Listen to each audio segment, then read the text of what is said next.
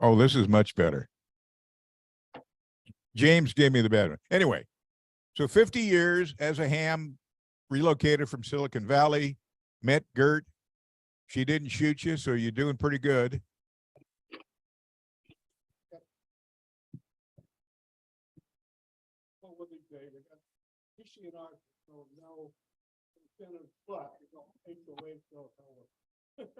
You know, one thing about HOAs, if they can't find it, you're not in trouble. Remember that. Well, welcome, John. I'm okay with that one. That's even better. And we have a second new ham here tonight, right behind you there, John. Okay.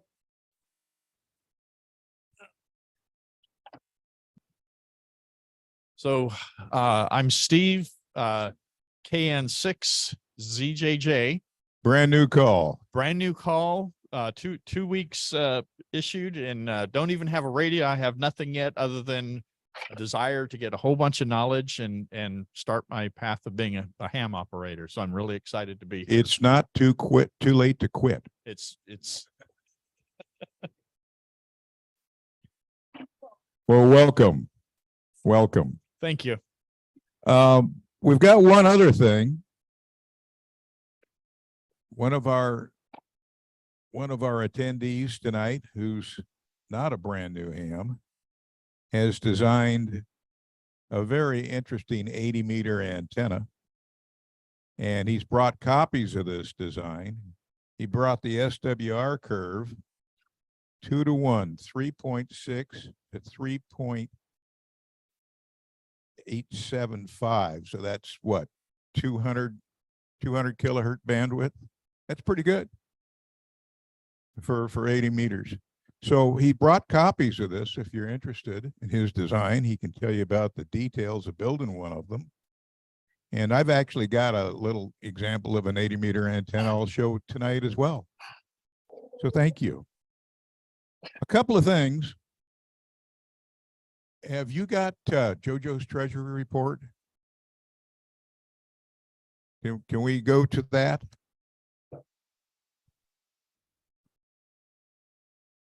Well, that's good. Jojo, you're up. Carol's trying to find you.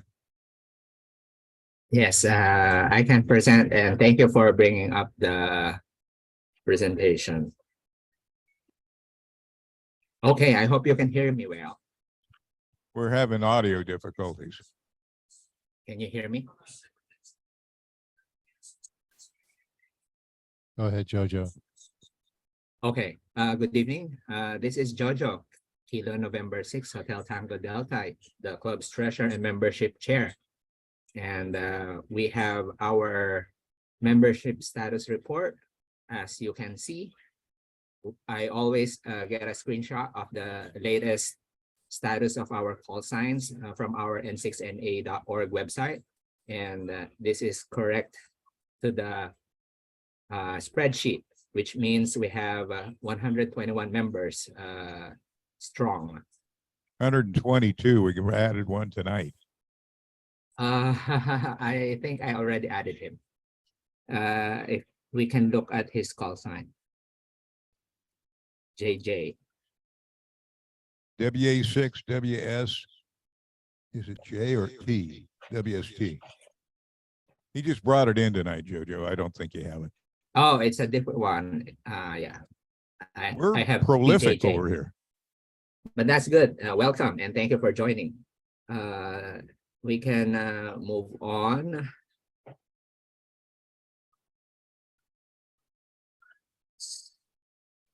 And as we mentioned previously, as we always do, we are transitioning to Ham Club Online. So the new member will always be put in the Ham Club Online as well. And they will be notified separately with an automated email if you joined and when your next due will be up. And you can always manage your information there as to what you will share to the group. Everyone who is in Ham Club Online can see each other's or every other member's profile in that page. And the difference is that when you join May 2nd of 2023, you will be renewing May 2nd of or May 1st of the succeeding year. So that's the beauty of it. It's now a 365 cycle membership, 365-day cycle membership. And we move on to the financial report. Our books, our book is not all that active, but we have a healthy amount of 9,432.55 bank funds. We have over $3,000 for the repeater fund, and the rest is general fund. We just paid our annual Club Zoom account amounting to 160.39, and this has already been settled. There's still money in the PayPal, which I have to transfer shortly. Thank you for our evergreen donors, David, Lawrence, and Sylvia. Other than that, I don't have any others, other information, and thank you. This is Jojo. Jojo, thank you ever so much. Jojo does a great job of keeping track of our money and our members. And it's not an easy job, I can tell you. I did it for a while. Along with that, I think the next thing we want to do is have Carol do her website report.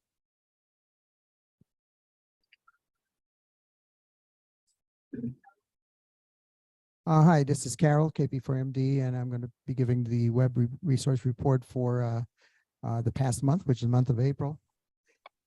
And just want to remind you that the website is n6na.org. This is where we try to keep updated all the information about what's going on with the club. And we invite you to check in there regularly. And thanks also to our website design team to help keeps the website updated. Reminder that our nets on Wednesday, 8 p.m., we have the 2-meter net on 145.25 repeater, also accessible via Echolink and All-Star. At 8:30, we have our 10-meter net, 28.420 megahertz upper sideband, and then we have a slow scan TV net, 9 p.m. On the 441.30 repeater, which also streams on our YouTube live, and we have all recorded sessions up there on our YouTube channel as well. And a reminder that our roundtable net meets on Saturdays at 3 p.m. And it's pretty popular. It's a very informal, relaxed net, just to check in and shoot the breeze and share whatever you'd like. And it's on 7181 kilohertz lower sideband.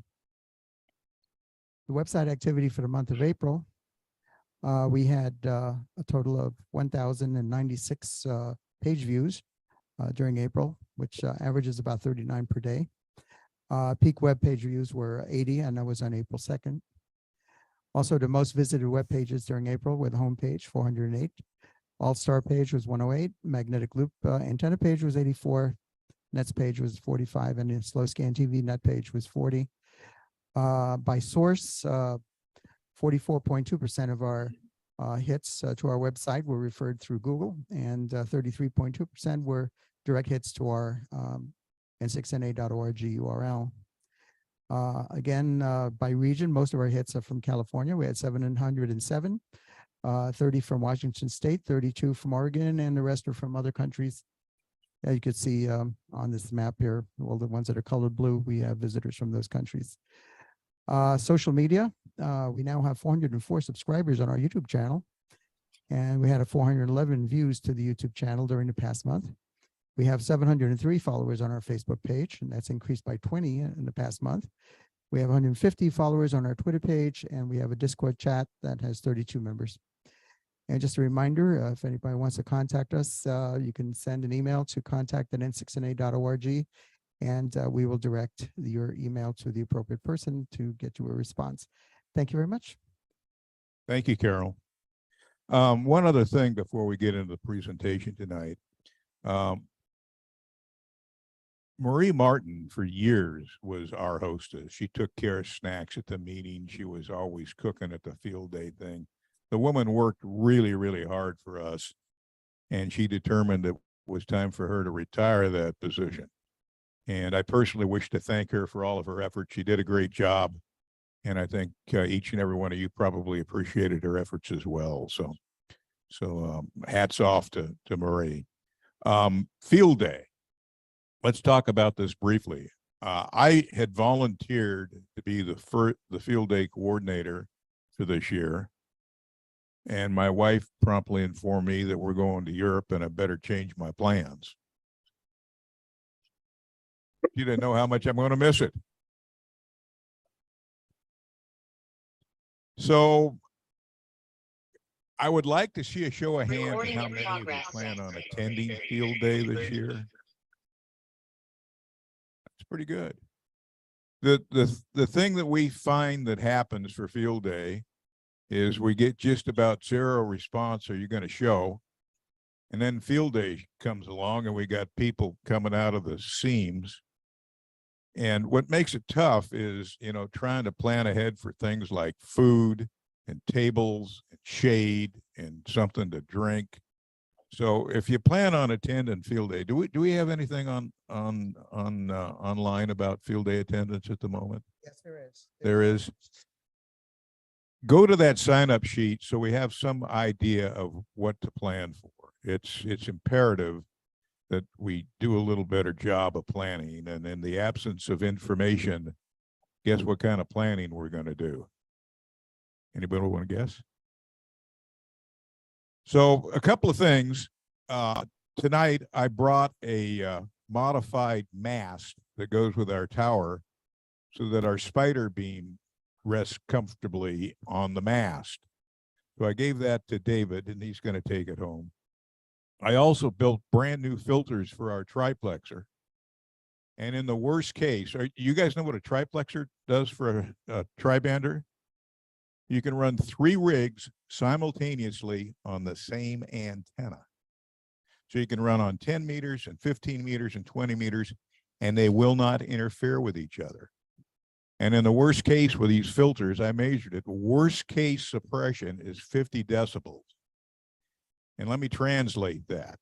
You have 100 watts on the rig.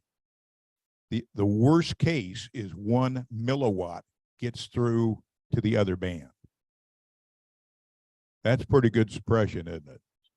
So that's in David's car as well. I brought a inverted V/dipole for 40-meter phone, one for 40-meter CW, an 80-meter dipole, and a 40-meter loop. So we ought to have enough antennas to get people on the air. The other thing I should ask is that, you know, we've had incidents in years past where it's been so miserably hot that people actually end up borderline heat stroke or maybe even actual heat stroke. I'm asking if you've got box fans that you bring those, and we'll set those up behind the operator so that we don't have to call the ambulance. I would hate to see that happen. Lots of water. What about whiskey? Can't do, I'm sorry, I shouldn't ask that question. So with that, I'm going to go fire up my computer. We're going to get into the main topic of the evening, which is the half wave element. Yes, sir. We have a reserve slot with farm and tractor. Oh, I forgot that part. Let's start with James. Hi, I'm James, and I'm helping Carol. Alpha Echo 6, Juliet Golf. Yeah, James is also on the board of directors, and he is also our section affiliated club coordinator. I'm Carol, KP4MD. I'm webmaster for the club. I'm also your ARRL section manager. Vice president too.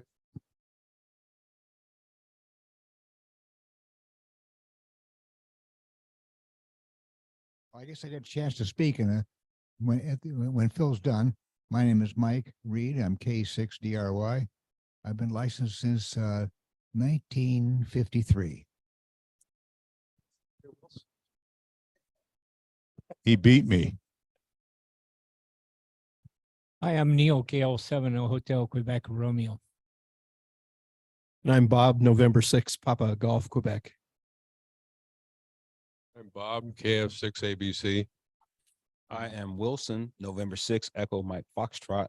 1995, I think, is when I got my my technician class license. Arthur, KD6 GBY. I got my license in 1992.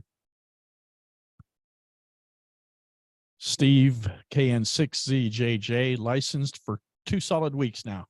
He's my hero. The name is Judd. The call is W6TGS. And I don't remember when I got my license. John, WA6 Whiskey Sierra Tango. Yeah, I got my license in about, I think it was 1975 or thereabout. Excuse me, Larry, Whiskey 6 Echo Foxtrot. I started in the late 50s in this and had several calls. Bob Hicks, K6BSS, was a novice in 1955. I'm Mike Croffany. I'm Hank, K6HUH. And I'm Gert, Kilo 6, Zulu Golf Alpha. Been with the club since 2014 and a ham since I've been 2015 and generaled up about 2 years ago. So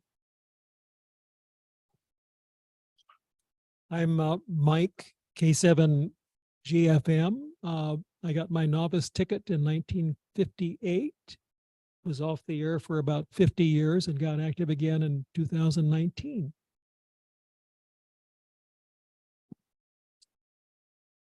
I'm Ken, KE6RMN. I'm the newsletter editor.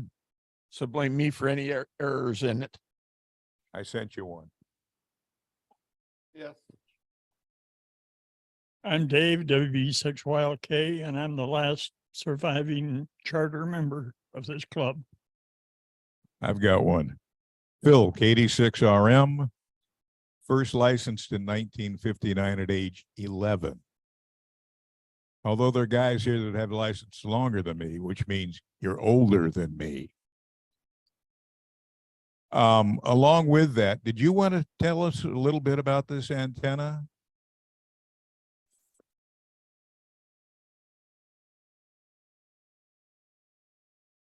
Again, I'm K6DRY and grab the paper for myself. I brought about a dozen copies of this, so if someone wants one, they can certainly take it. I run 80 through 6 meters using 2 beams, and I have a vertical high gain AV680 it is, which takes care of a little bit of 40 meters. And 80 meters is left out of the picture, so I build a cage antenna to do that. And a cage antenna is one that has a number of wires around it. And the trick is that electrically, with antenna theory, the bigger the diameter of the wire of the antenna, the wider the bandwidth. The bigger the wire diameter, the wider the bandwidth. So if you were to try to hang a 6-inch diameter wire, you'd get the bandwidth pretty nearly that's shown on this diagram. Well, no one's going to get a 6-inch wire up in the air. So this is a substitute for that, which is a 6-wire, 16-gauge aluminum wiring on spreaders made of small aluminum struts that are 6 inches in diameter, 6 inches long. And you can see the design of the antenna there. I originally made it 127 feet, which I know was too long on purpose. I did that, and I measured the rest, the lowest SWR reading, and that was at need glasses here. Yeah, whatever. Anyway, no, it was earlier than that. It was 3.63, I think it was. Yeah, there it is initially. So then you just do a little calculation. You take 3.63 times 127 feet, and you get a number of 461.01. Now the 461.01 is a constant. It's some constants times the speed of light. So it's a number that doesn't change. So the way you get your correction is you take 161.01 and divide it by 3.75, which is where you want to be. And that gives you the length of the new antenna. Then of course you subtract the 2 and determine how much you want to take off each half. So on the other side, back side, is the SWR plots and a bunch of measurements that I made with VNA and VNA Saver. So the first set of measurements up there in the listing is from the VNA projected to the balun. In other words, there's measurement made up at the balun if you could climb the tower and do the measurements right there. And you can see where the resonant point is. It's about, where is it thing? It's about 3.25, 3.725. But if you come down and measure it in the shack, which is through a coax, I think the coax was about 70 or 80 feet, something like that. Then the resonance point turns out to be exactly 3.75, which is where I wanted it. So the SWR reading is there, and from the whole band at 3.5 megahertz, it's a little under 3.5 SWR, and at 4 megahertz, it's about 3.1 or so SWR. So this is a way to increase the bandwidth of a dipole antenna. This is actually an inverted V. And interesting about an inverted V is kind of an approximation to a horizontal dipole. The more V it is, and the more the ends droop, the more the radiation pattern is distorted, and it actually becomes much like a vertical antenna with sort of uniform radiation in all directions. So this V here with my antenna demonstrates some of that because I don't have room to put a full length antenna up. So anybody's interested in doing a wideband 80-meter antenna is welcome to take one of these.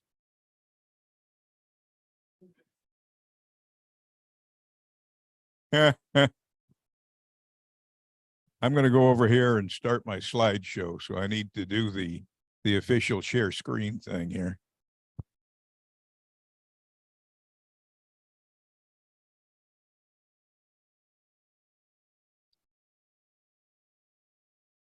Do I want this?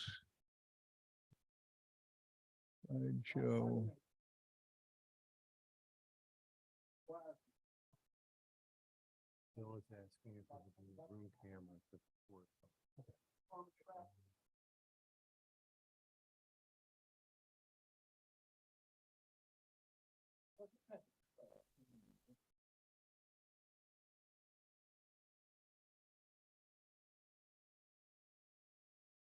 Hey, we got it up there.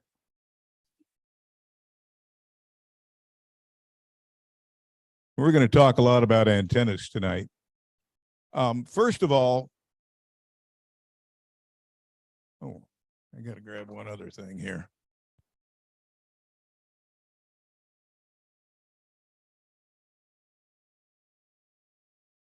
Got a pointy thingy and everything. So most antennas that the amateur radio operator employs are based upon this half wave element. What happened here? Oh, I hit the wrong button. Let's try that one. Based on a half wave element. Does anybody know where the half wave element came from?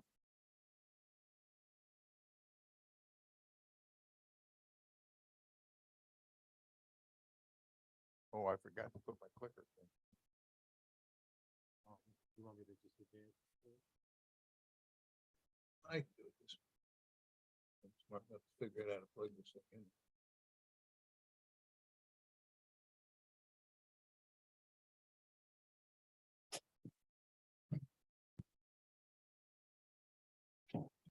There it is. Okay. Everybody should recognize this as a half wave dipole. Does everybody recognize that except for the new guy?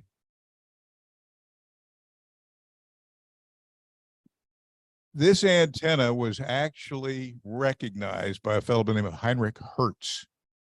Anybody heard the name Hertz? German physicist guy that discovered radio waves and propagation and all that stuff. So in any event, as I mentioned earlier, practically everything that involves ham radio, the antennas are based upon a half wave element. Wrong way. So if you have an end-fed antenna or an off-center fed antenna or a ZEP antenna or a J-pole antenna or a Yagi beam or a vertical or a ground plane, and we can probably think of a few more, they're all based on a half wave element.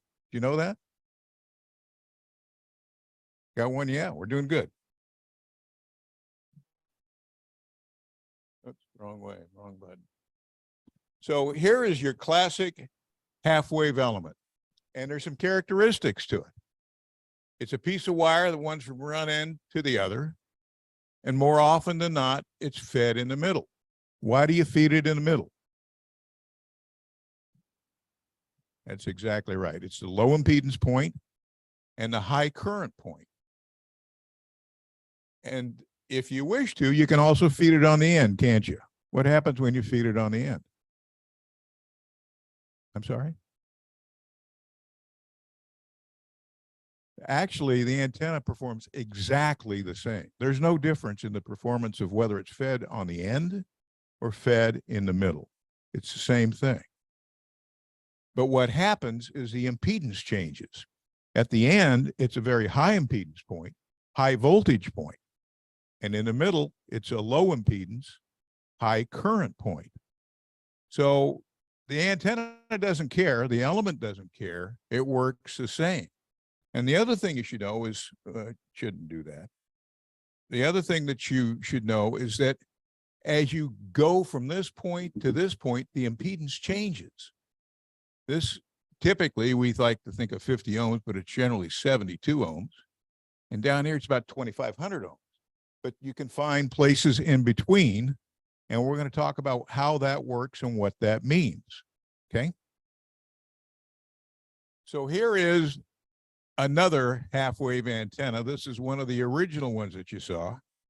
This is the original Zeppelin aircraft, and they wanted to talk on the radio, but they couldn't feed the antenna in the middle because both ends fall out, right? And so this is a sketch of how they used to do it. I think this came from a patent application. So what this is a quarter wave matching section. And this is the half wave element suspended from a balloon. And by the way, that's a pretty fancy balloon. So the original Zepp antenna is because of the word Zeppelin, the airship. Pretty cool, huh? You're not going too off.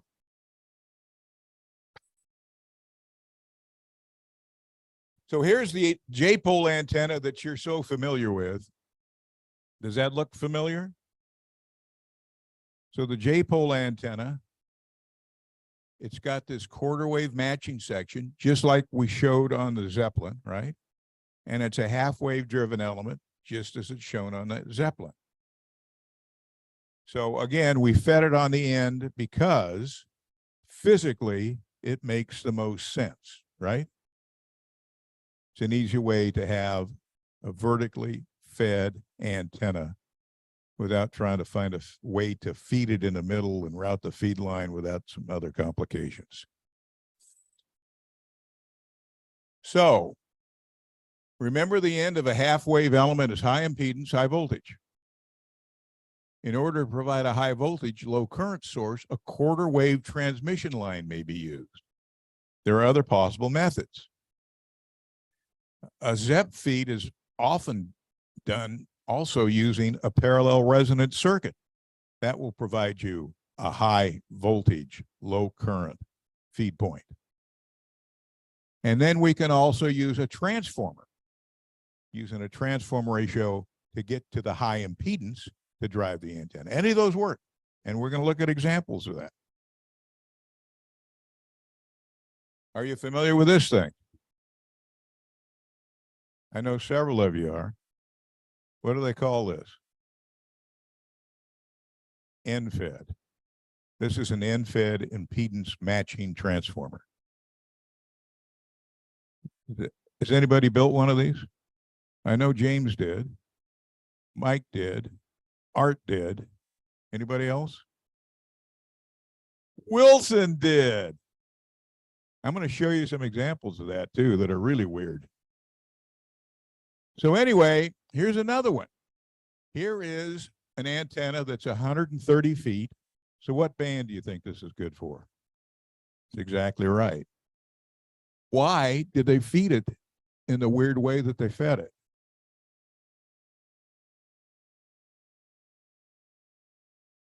Bad with it. I like that answer. What do you say, Art? Why?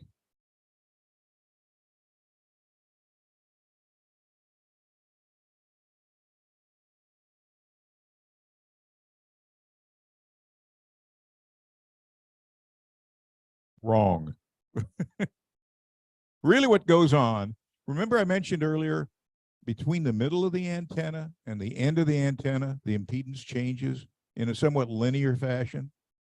Well, you'll note that they're using a 4-to-1 balun, which would translate into roughly 200 ohms, right? So if you're careful about where you bring this down, what frequency that is, it's probably around the 40-meter point where the impedance is 200 ohms. And so they get multi-bands out of it. You still have issues with SWR, but we've cheated a little so you get multi-bands out of a one-band antenna. And they do it by manipulating the impedance, the feed point impedance. It's the antenna itself is still resonant only on 80 meters. Make sense? Okay, let's go on. So here's another antenna, a ground plane antenna. A ground plane antenna is a half wave element because the driven element, wrong button, God, I'm having a time with the vertical element's a quarter wave. And then each of these radials is a quarter wave. Quarter and a quarter equals a half, right? It's a perfectly resonant antenna, works like a charm. It's a common antenna that you see in a lot of places. This was a really common CB antenna, and we use them on 10 meters, vertically polarized antenna. Works great. Again, half wave element makes it easy to recognize, right? Now let's talk about a vertical. In this case, the vertical element is a quarter wave. This one happens to be elevated radials. And I like elevated radials. Why? Tell me, Bob. You minimize ground losses. Makes a huge difference. That's another good reason. So the long and the short of it is a vertical antenna, if you use elevated radials, is a half wave antenna, just like all the others we looked at.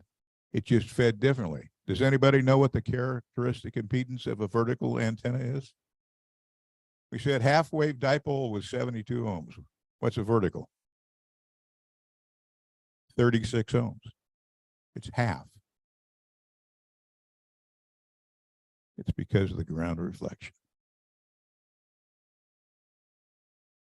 Note they put this stuff down here. Ground resistance.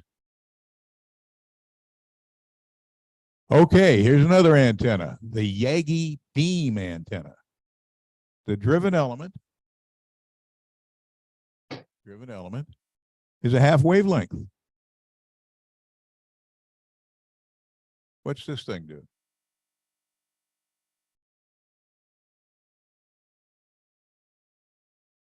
It kind of forces the field in the opposite direction, so you have you can control the directivity of the antenna, right? And if you made that element shorter than the half wavelength, it becomes what? Director. It's exactly right. It's like a wife. Works pretty good. So we've looked at an awful lot of antennas, and it seems as though they all have a half wave inside of them. And you know, oftentimes you talk to guys who are trying to figure out what's going on with the antenna.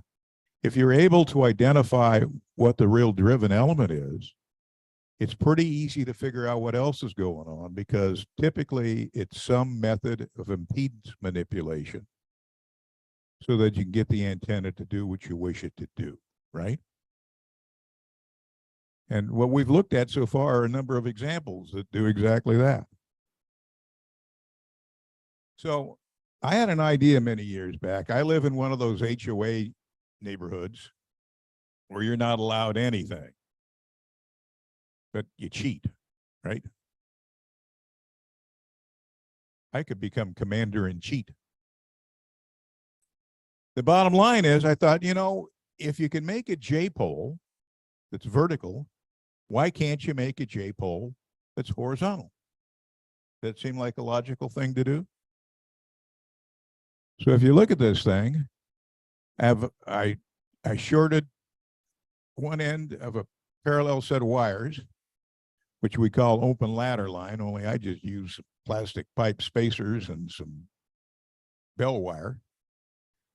And that quarter wave matching section was 61 feet, 9 inches long. And then I had a 136-foot half wave radiating element, 6 feet in the air, hanging on the fence. Do you think it worked? Maybe. Maybe is a good answer. Here's the SWR curve. You're going to like that. In this particular case, I didn't spend a lot of time at this, but you'll find that the low SWR point is at 3.65 megahertz. Sound familiar? And the SWR was 1.21 to 1. And the 2 to 1 SWR went from, what would this be? This is 3.59 to 3.72, 130 kilohertz bandwidth, 6 feet off the ground. That's not so bad, is it? Well, then I got to thinking about it. You know, anybody can take a J-pole and duplicate it and stretch it out, change things around. What if we do something different? The magic game here is, oops, let's go back. The magic game here is this matching section. Now, there's nothing in that matching section that says it has to be 600 ohms, is there? The only thing it has to be is a quarter wavelength transmission line. You could have a 15 ohm transmission line. You could have a 600 ohm transmission line, as long as it's a quarter wave transmission line. Will you buy that? Or am I full of manure? Stop. No confessions at this point. So anyway, I'm pretty pleased with this, but you know, oh, and by the way, anybody familiar reading Smith charts? So see that point right there? The point with the one in? That is a perfect SWR of 1.0. If you're above that line, the antenna is too long. If you're below that line, the antenna is too short. That's how you read a Smith chart. Right smack dab in the middle, right there is a perfect 1-to-1 match. So you can see I'm a little above it at 0.2, and 0.2 is 3.65 megahertz. And so I needed to do a little pruning, but I didn't prune it. So I cheated. I love to cheat. Shh. So what I did here, you see this stuff? Anybody recognize that piece of coax? It's your cheap TV RG6U. So far, so good? What's going on with the shield? Nothing. How do you do that? So we come down to the other end, and this end right down here, you can't see, it's a dead short. And this comes back about 5 or 6 feet. And I've got a tap. And I've got my PL259 plugged into the tap, which goes to my remote switch here, because I can switch between antennas. And they're type F cheap cable TV connections. You think it works? Oh, somebody's got to say no. Guess what? This point is 3.75 megahertz. I got it tuned a little closer, didn't I? Middle of the band. And if you look at this, the the 2-to-1 SWR point is right where this thing crosses. This is 2 right here. This is 3. This is 4. This is perfect 1. So at this point and this point, established a 2-to-1 SWR. The middle point is 1.05 to 1. Cable TV RG6U quarter wave transmission line. And the bandwidth's a little better. It's 150 kilohertz without 6 wires.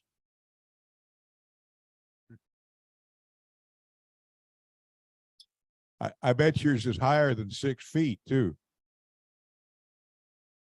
So the bottom line is, once you understand the principles, you can make damn near anything work.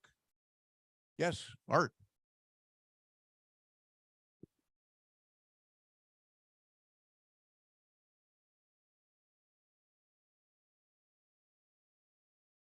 Yeah, okay. That cheap cable TV coax that you're using, what is the is it like 50 ohm, 30 ohm? 75. Oh, okay. Not only that, the loss is about 20 times better than LMR 400. You know why? It's got really neat dielectric, and I'm using it under 4 megahertz. The losses are next to nothing. Not a bad plan, huh? Moving forward. Now let's talk about other things that happen when you start messing with antennas. This chart is thanks to Ed Fong, the famous guy for the twin lead J-pole antenna. And what he's showing here, elevation plane, comparing 2-meter J-pole on fundamental and third harmonic frequencies. So I don't know if you're aware of it or not, but if you built a 2-meter J-pole, it'll also work on 470. The third harmonic, it'll work. But what happens, you see all this stuff up here? This is the radiation pattern, and see how the angle's going this way? So you're sitting there with this J-pole, and you're trying to talk to a guy going down I-5, and the signal's going right over the top of his car because the radiation angle's so high. But on 2 meters, see where these major lobe is? It's way down here. And so as you operate an antenna on a harmonic, it changes the radiation angle. And that's what Ed was pointing out. That's why he did some special things with his J-pole antenna. Make sense? So far, so good? And so here's the other one. Here is what the horizontal pattern looks like. The 2-meter lobe. No, this is the 2. Similar. It says similar results. This is the easy plot difference between vertical radiator 146, 445. Okay, so here is the lobe on 2 meters. And here's the other side. You got that nice, perfect clover leaf. And again, that's on the fundamental frequency of the antenna.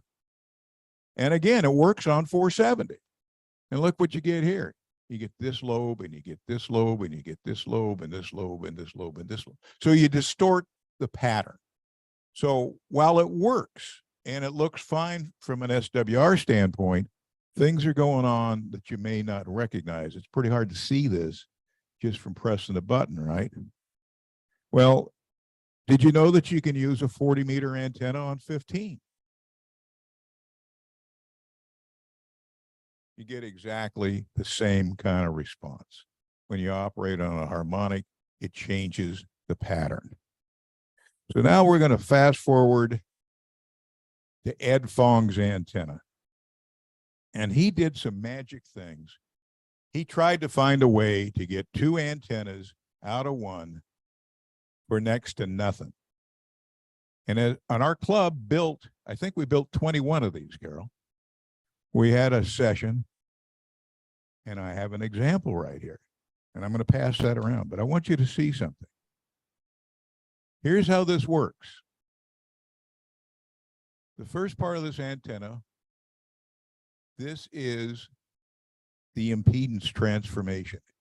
You go from 50 ohms up to the high impedance point of the element, which is about 2,500 ohms, by using, what would this be? It should be a quarter wavelength or an odd multiple of a quarter wavelength. In this case, it's 3/4 because we also use it on 2 meters.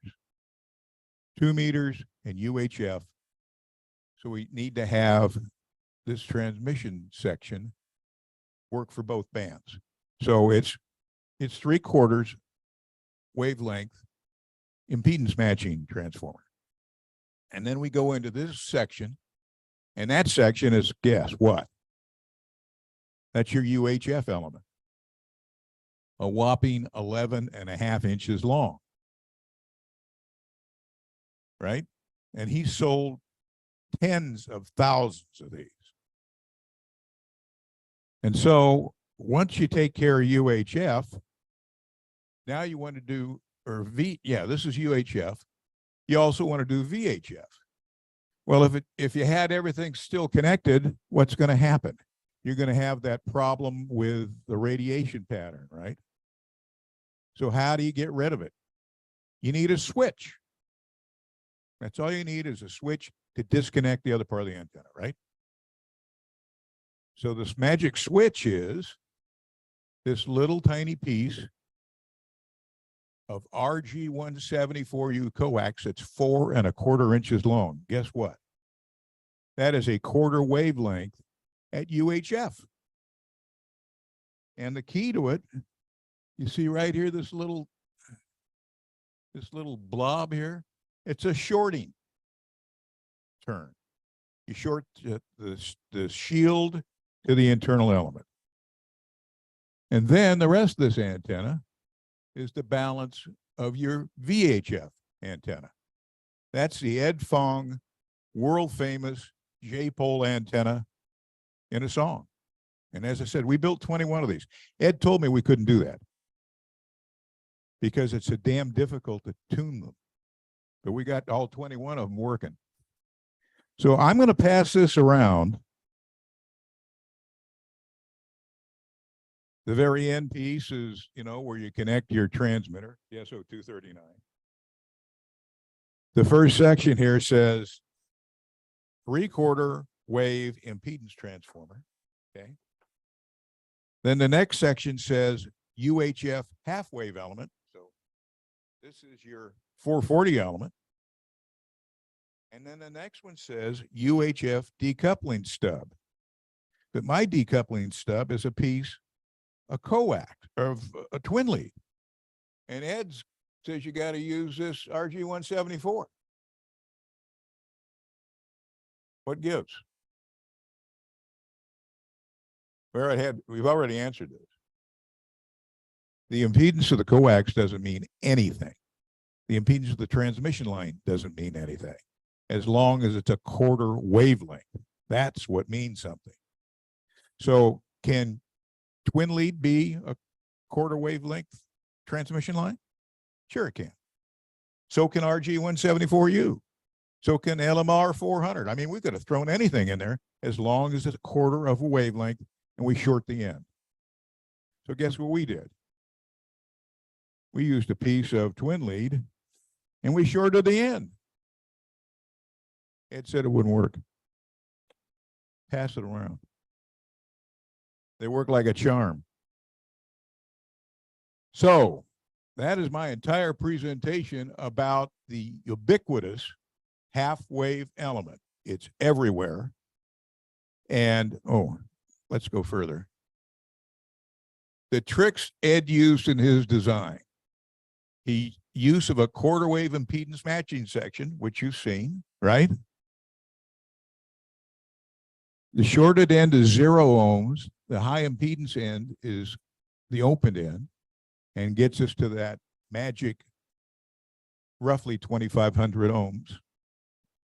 The tap is established at the point that where it would be 50 ohms. And you can see that looking at this. You can see where that coax is tied in after it's shorted.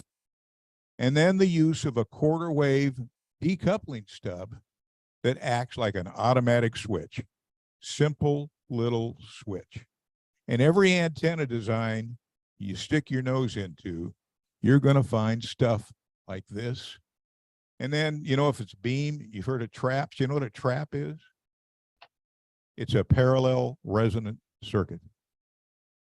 And a property of a parallel resonant circuit is a parallel resonant circuit acts like an open impedance, acts like a dead open at the frequency of resonance. Does that sound like an open switch? And if it's not at that frequency, then you've just got the loading effect of the inductor, right? So in one instance, it's a loading inductor, but at the right frequency, it acts like an open switch. So now you know about traps, you know about stubs, you know about matching sections, you know about quarter wave, you know about half wave elements. Knowing those things, you understand just about every antenna you'll ever run across. And we did it all tonight. Right? Is there anything missing? Art.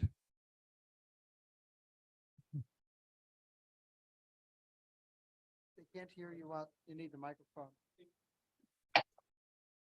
I'll give it to Carol. I can't email it to her because every time I do one of these PowerPoints, the file's too damn big to send. But if you got a flash drive, somebody got a flash drive?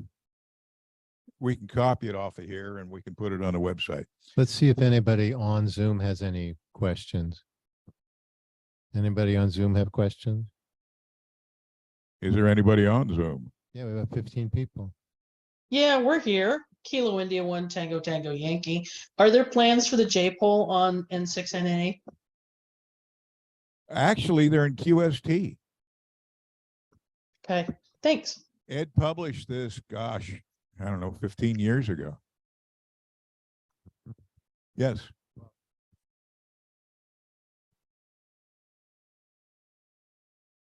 Manufacturers sell 5/8 wave vertical antennas for your car. Why? I have no idea. Ask my wife. 5/8 wavelength is perceived to provide some extra properties. I've never messed with them. I don't know. But did we answer the question online about the J-pole? Yes, you said it was out there on QST. Well, you're going to have a horrible time trying to build one. What happens when you build one of these twin lead J-pole antennas is you have to resonate it and you have to get those matching sections exactly right. And 1/8 of an inch makes a very big difference. And so you use your nano VNA or any other VNA that covers the frequency to establish these matching sections. The problem is when you stick that inside a piece of PVC, now you have another piece of dielectric that's shielding the twin lead. And so the frequencies shift. And you'll spend weeks and go through piles of twin lead until you figure out the absolute right dimensions. You can do it, but it's a challenge. Dr. Fong says that his students help build the antennas, but he's the only one that tunes them before he sells them. That's not true. That's what he said. Ed and I have had many conversations about this. His students build them, his students tune them. And he pays them nicely, by the way. I think he's gone to ladder line now. You know, it's hard to get twin lead. You could become the master. Any other questions on Zoom? I see Margaret there. Hi, Margaret. How you doing?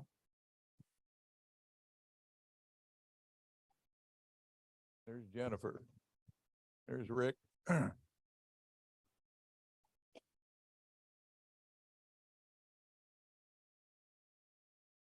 Well, Rick, why don't you introduce yourself? KM6MZY.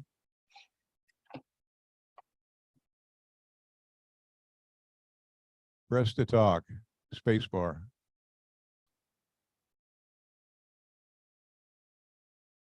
Well, I'm fairly new to the ham. I've been a ham about 3 years now. I'm working 2 meters so far is the only thing I got. I just acquired an HF antenna. I got to get put up so I can get on HF.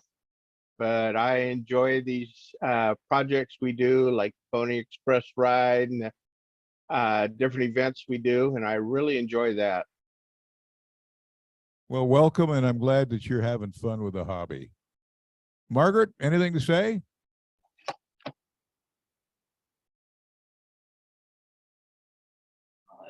Hold down the space bar.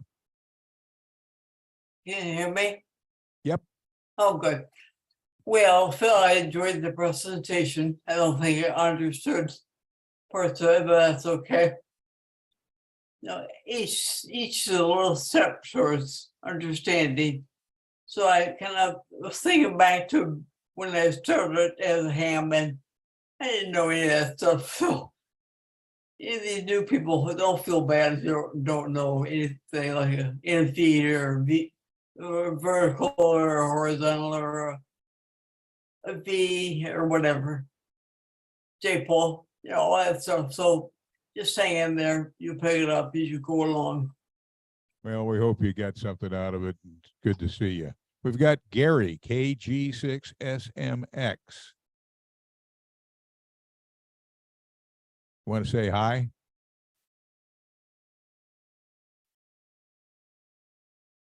I guess he doesn't want to say hi. And Jennifer was on, and Hank's sitting here, and James is there. Bill in 6EF. Hey guys, thanks for having me here. Great presentation, Phil, as always. I have built a couple of these end-fed half waves. I use an end-fed half wave in an inverted V configuration for parks on the air. And I've also built a homebrew DX Commander, which is essentially a fan dipole, vertical fan dipole that works really well. Well, good. It sounds like you're playing with this stuff, which I think is one of the best parts of the hobby. How about Bill N6WLM? Hey, Phil. Yeah, thank you for the talk. It was very informative. It reminds me of the tennis seminar where I met most of you folks at PacificCon. So it's very informative, and I really appreciate you guys doing these presentations. Thanks for having me. It's our pleasure, Bill. Thank you. Any other questions here? What do you do, Wilson? Did I miss somebody? Oh, Mike, KN6JGY. Hello. Hi, Mike. Got my license about 3 years ago and kind of taking it slow. I've got some other projects going, but I really enjoy the meetings. They're very technical and I like that. Good. We're glad you enjoyed it. Did I miss anyone else? Okay, apparently not. Wilson, I'm sorry. Oh, no problem. So I just had a few questions. I might not ask them all, but as far as the RG6U that you're using, the 75 ohm coax for TV stuff. Yes. Is there a power limit that you've observed? Can you run 100 watts through it? I do it all the time. Very good. I don't know what the power limit would be, but I imagine you could probably easily sneak a couple of 100 watts through it without any real issues. And then the other question is, I don't know anything about J-poles other than what you talked about, and I've always been just kind of curious, and even more so tonight. By the way, a very good presentation, right? But what's so special about a J-pole on the surface? They're physically simple. Oh, I see. And, you know, you saw the ground plane, you know, in years past, the ground plane antenna was kind of the default VHF, UHF type of antenna. But there's a lot of manipulation that goes on in building one. You know, you have to have an insulation system to deal with the radials. You have to support them separately. You have to be able to support the entire antenna. And the feed point impedance is low. Okay. It's again about 36 ohms. So you have to build some kind of system to elevate the feed point up to about 50 ohms for you to get a good match. And so it's much easier to do it with the J-pole. You saw how difficult it was to do it. It's just a little shorting bar on a piece of twin lead. And that's why you see a lot of J-poles. And where you have at the top of the J pole, where you have that super high impedance, is that a voltage hazard sometimes? I mean, something you wouldn't want to touch because potentially high voltage is there? Only dragonflies. Ah, okay. Kind of lights them up. Very good. Any other, I'll pass this on to anyone. Anyone else? Inside. I do have maybe one more question about the dipole model that you put up on the screen very early in your presentation. It shows two wires going left and right, like horizontally with a little voltage short. Right. And then you have this current profile that shows where the current And is a voltage maximum, profile. and a voltage. Well, I'm curious about that voltage profile. If you had a voltmeter, where would you measure that? Where would you measure to get that profile? You'd actually need an electrostatic voltmeter. Okay. It's not, it's, how can I This say is volts per meter kind of profile, not like an EMF profile. You know, you actually have a hard time measuring any of that stuff. With RF, have you ever heard of an RF ammeter? You can put an RF ammeter in series with your coaxial transmission line to your antenna, and you can actually measure how much current is going to the antenna. And if you know the impedance of the antenna, you can do the power calculations. P is equal to I squared R. The problem is measuring the voltage on the end because, as you said, what do you reference it to? That's a question. And I don't know of a practical measurement method other than to determine the relative impedance of the antenna, and then you can make a calculation. So it's an indirect measurement. So the question is kind of along the lines of, if you just think about it sort of conceptually without having an instrument to measure voltage, that profile that you drew shows that voltage is maximum at the ends of a dipole, right? Yes. So would that be from end to end? Or would Well, that be from one end here's an to- elegant way to answer your question. In days of old, when nights were bold, we did an experiment at a buddy's house. He had an 80-meter antenna up, and he grabs an 8-foot fluorescent lamp. He was running a kilowatt at the time, by the way. And you hold this fluorescent lamp and you start walking the length of the antenna, and in the middle, nothing.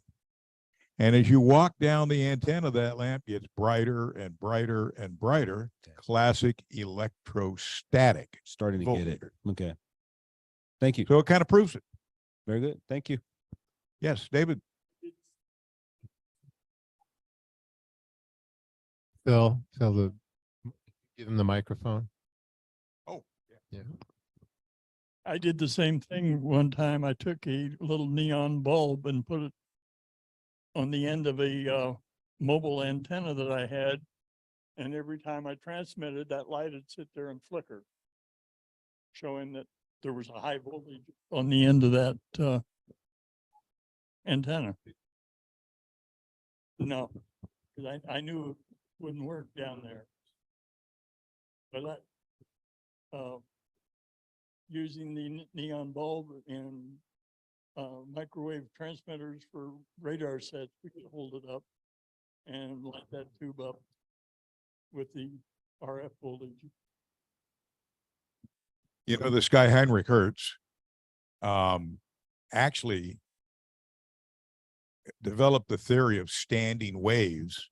Just, in sound, there are standing waves, but there's also an RF. So he's actually credited with recognizing standing waves in radio wave work. And so you can thank him for SWR problems. When I lived in Silicon Valley, there was a guy there that built a J-pole. He built it out of copper tubing. It was an absolute beautiful work of art. He could put it out in the garden and his wife wouldn't complain. She thought it was really pretty and made her garden look good. Is there any advantage or disadvantage to making a J-pole out of copper tubing? Bandwidth. So the bigger the tubing, the broader the bandwidth. We talked about that a little earlier. All I have to say, ask. That it? Any other comments? Did you like my Ubiquitous? This is Carol, KP4MD. Just a comment with regard to J-poles and half-wave antennas. I think you could envision the J-pole very similar to an end-fed half-wave. The only difference between those two antennas is instead of using a 49-to-1 transformer, you're using the quarter wave stub there as the matching transformer. But essentially, it's the same thing. A J-pole is an end-fed half-wave. Yep. Yes. I think that was one of the slides we talked about the various, and you can also feed it with a parallel resonant circuit. Mm-hmm.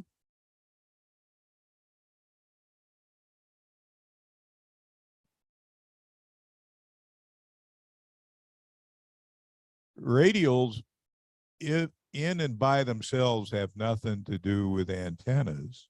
It's the half wave element that we're playing with. Ubiquitous.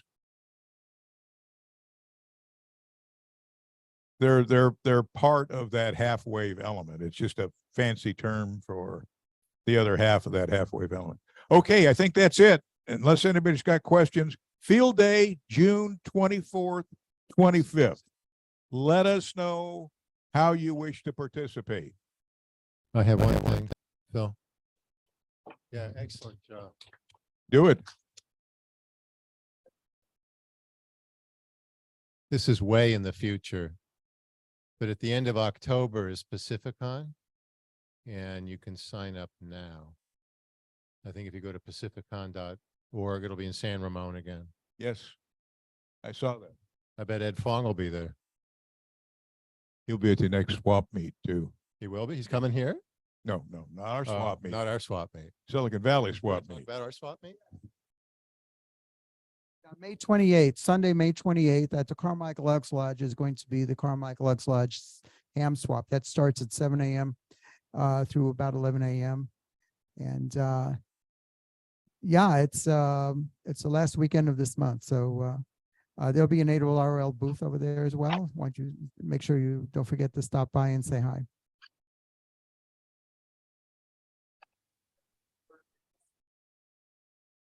Oh, what? One other thing.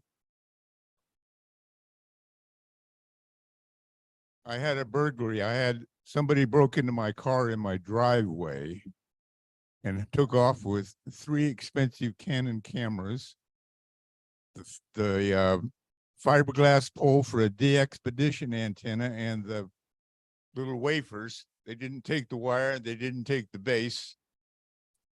They also took my KX3 and all the stuff that goes with it. Then they broke into my shed and helped themselves to my Honda 2000 watt generator. And I'm still finding stuff, and you were doing the talking, I realized that they took 2 different 40-meter dipole and an 80-meter dipole. And I don't know how long it took them, but they dropped $100 out in the street and didn't bother to pick it up. So if you ever see somebody selling a K3, the little one, and all this other stuff that goes with it, or a 2001 Honda generator, I'm listed in the call book, and you can get a hold of me. I'm gonna try from now on to go do all the ham swaps and see if I can find it. And then to put this deal on that, 2 weeks later, somebody got into my frequent flyer miles and helped themselves to 300,000 worth of frequent flyer miles. So I have been visiting Sacramento PD Records Department and spending 3 hours to get waited on it each time.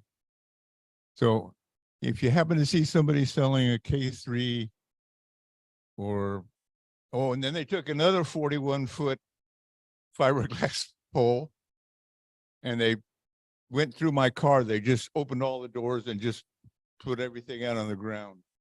So, and it was in my driveway locked. So